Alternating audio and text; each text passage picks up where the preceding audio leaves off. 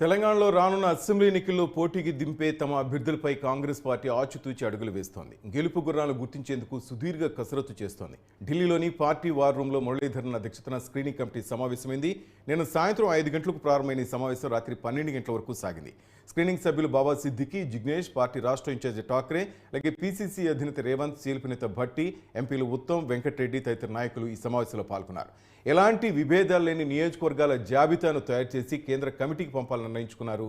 జాబితాలో సిట్టింగ్ ఎమ్మెల్యేలందరితో పాటు రేవంత్, ఉత్తమ్, కోమటిరెడ్డి తదితర పేర్లు ఉంటున్నాయి.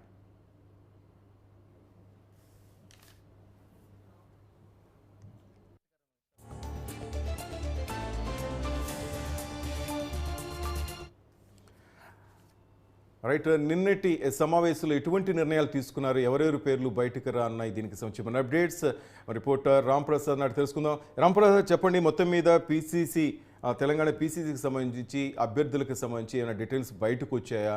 ముఖ్యంగా నేతలు ఏమంటున్నారు? సిట్టింగ్లకి తిరిగి స్థానాలు కేటాయించట్లో ఆంతర్యం ఏంటి? శ్రీనివాస్, మనం చూసుకున్నట్లయితే తెలంగాణ రాష్ట్రానికి సంబంధించినటువంటి కాంగ్రెస్ అభ్యర్థుల ఎంపిక ప్రక్రియ తుది దశకు చేరుకుందని చెప్పవచ్చు.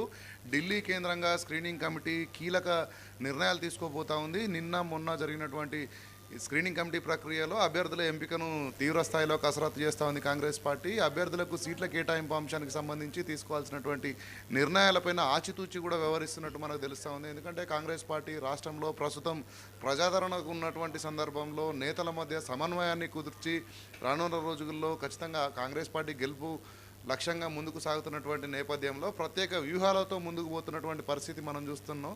ఇదే క్రమంలో హైదరాబాద్లో ఇప్పటికే టీపీసీసీ ఆధ్వర్యంలో పలు మీటింగ్లను అయితే నిర్వహించడం జరిగింది. తొలుత పీఈసీ మీటింగ్తో పాటు పీఏసీలో క్యాండిడేట్లకు సంబంధించినటువంటి స్క్రూటినీ అయితే పూర్తయింది. ప్రతి నియోజకవర్గం నుంచి 3 అభ్యర్థులకు సంబంధించినటువంటి లిస్టును ఖరారు చేసి ఢిల్లీకి పంపడం జరిగింది. ఢిల్లీలో స్క్రీనింగ్ కమిటీ అధ్యక్షతన జరిగినటువంటి ఈ యొక్క స్క్రీనింగ్ ప్రక్రియలో ఈ యొక్క స్క్రీనింగ్ కమిటీ అధ్యక్షుడు మురళీధరన్ అధ్యక్షతన ఈ యొక్క స్క్రీనింగ్ అనేది గత 2 రోజుల నుంచి జరుగుతూ ఉంది. ఈ రోజు కూడా జరగనున్నట్టు మనకు విశ్వసనీయ సమాచారం ఉంది. ఈ యొక్క కమిటీ అధ్యక్షుడిగా మురళీధరన్, అదేవిధంగా సభ్యులుగా ఉన్నటువంటి బాబా సిద్దికి, అదేవిధంగా జిగ్నేష్ మెహవానీలతో పాటు తెలంగాణ రాష్ట్రానికి సంబంధించినటువంటి పీసీసీ అధ్యక్షుడు రేవంత్ రెడ్డి, అదేవిధంగా సీఎల్పీ నేత భట్టి విక్రమార్కతో పాటు ఇటీవల మల్లికార్జున ఖర్గే ప్రకటించినటువంటి కొత్త లిస్టులో మనకు తెలంగాణ నుంచి ఎంపీగా ఉన్నటువంటి కోమటిరెడ్డి వెంకటరెడ్డితో పాటు అదేవిధంగా ప్రచార కమిటీ చైర్మన్గా ఉన్నటువంటి మధు యాష్కి కూడా స్క్రీనింగ్ కమిటీలో చోటు దక్కడం జరిగింది.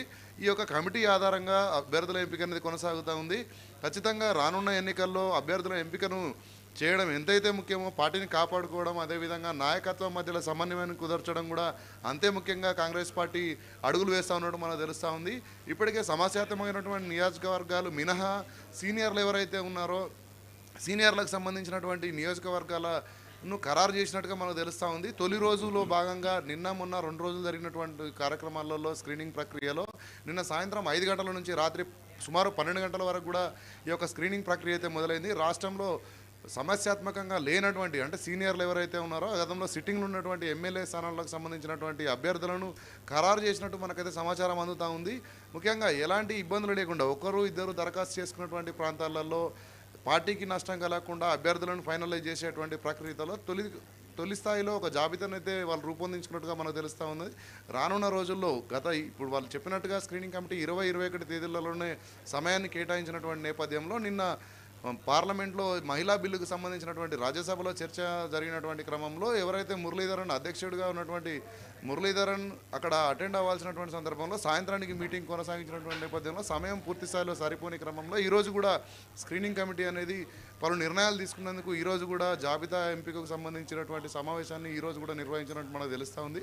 అదేవిధంగా ఈ నెల 25వ తారీఖును మరొక జాబితా సమస్యాత్మకంగా ఉన్నటువంటి పలు కాన్స్టిట్యున్సీలకు సంబంధించినటువంటి అభ్యర్థుల ఎంపికను ఈ నెల 25 కూడా చేసి రానున్న 10 రోజుల్లో మనం గాంధీ జయంతిని డెడ్ లైన్గా పెట్టుకుని ఈ యొక్క పార్టీకి సంబంధించినటువంటి అభ్యర్థుల ఎంపిక అయితే జరుగుతూ ఉన్నట్టు మనకు తెలుస్తూ ఉంది. శ్రీనివాస్, రైట్. అలాగే రాంప్రసాద్, అలాగే పాలేరు సీటు తుమ్మలకేనా, అలాగే షర్మిల గురించి ఏమనుకుంటున్నారా? తను పార్టీని విలీనం చేయబోతున్నారు, ఎందుకని ఈ జాప్యం జరుగుతోంది?